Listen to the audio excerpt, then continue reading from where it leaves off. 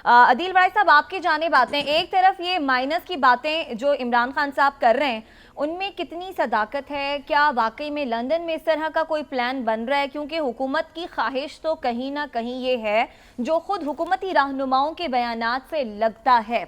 दूसरी बात ये कि जो एक और सवाल है अक्टूबर में इंतखाबात का, तो अगर एक आइडियल सिचुएशन हम बना लें कि इमरान खान साहब माइनस हो गए सियासत से और अक्टूबर में हुकूमत फिर भी इलेक्शन कराने की अहल होगी, तब हमारे मौशी हालात इस काबिल होंगे कि मुल्क में इलेक्शन हो सके?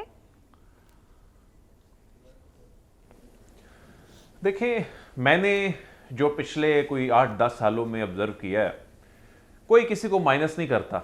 ये सियासतदान खुद अपनी हरकतों से माइनस करते हैं।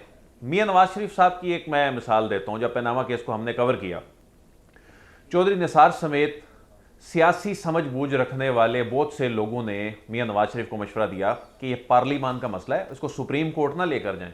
उन्होंने उनकी बात नहीं मानी और वो मामले को सुप्रीम कोर्ट ले गए इस कॉन्फिडेंस के साथ कि मुझे तो कोई डिस्क्वालीफाई कर ही नहीं सकता, ज्यादा से ज्यादा क्या होगा इसमें।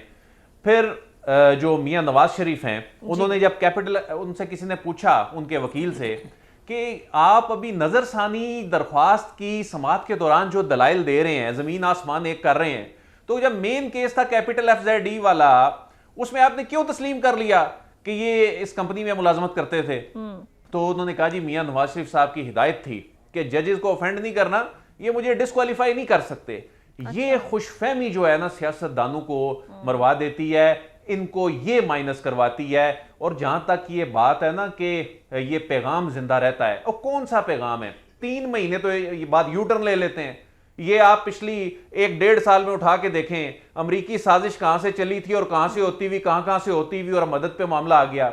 और ये जो वोट को इज्जत दो की बात मियां नवाज शरीफ साहब और उनकी जमात करते थे, वो उसका क्या हशर नशर इन्होंने कर दिया। कौन सा मैसेज, कौन सा पैगाम, कौन सा नजरिया? लेकिन ये कोई नजरिया नहीं है। साहब, हर बात को हम यू टर्न तो नहीं कहेंगे। कुछ क्रेडिट हमें सियासतदानों को देना तो चाहिए कि अगर हालात को तब्दील करने के लिए अगर कोई बेहतर फैसला ले लेते हैं, गलती का एहसास कर लेते हैं, तो आप नहीं समझते कि थोड़ा बेहतर है हर बार यू टर्न कहना? नहीं, ये एक नई इस्तिलाह आ गई है, ये नई इस्तिलाह आ गई है।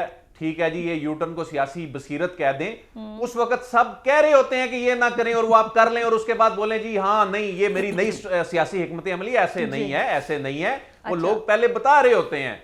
तो ये, और दूसरी बात ये है कि लोग सियासत से, ठीक है आप किसी को बाहर नहीं कर सकते, लेकिन आप जब सिस्टम से बाहर हो जाते हैं ना, तो फिर आपकी फैमिली का कोई शख्स भी प्राइम मिनिस्टर हो या चीफ मिनिस्टर हो, तो आपसे हजम नहीं हो रहा होता। वो जमात आप उस तरह से नहीं चला रहे होते, अंदरूनी लड़ाइयां चल रही होती हैं। तो इसलिए सिस्टम से बाहर हो जाना ये बहुत बड़ी सजा है, बहुत बड़ी तकलीफ है। और ये सियासतदान खुद दावत देते हैं। और जिस तरह के दावे ये करते हैं, जिस तरह ये सिस्टम को चैलेंज करते हैं, जिस तरह रियासती अमूर में मुदाखलत करते हैं, जिस तरह ये कॉन्फिडेंट हो सकते हैं, हमें तो कोई निकाल ही नहीं सकता। और हमारा पता नहीं कितना बड़ा नजरिया है, हमारा कितना बड़ा मैसेज है जो पता नहीं फैल जाएगा सोसाइटी में। वो 3 महीने बाद उसका खुद हशर नशर कर देते हैं। ठीक है जी, आप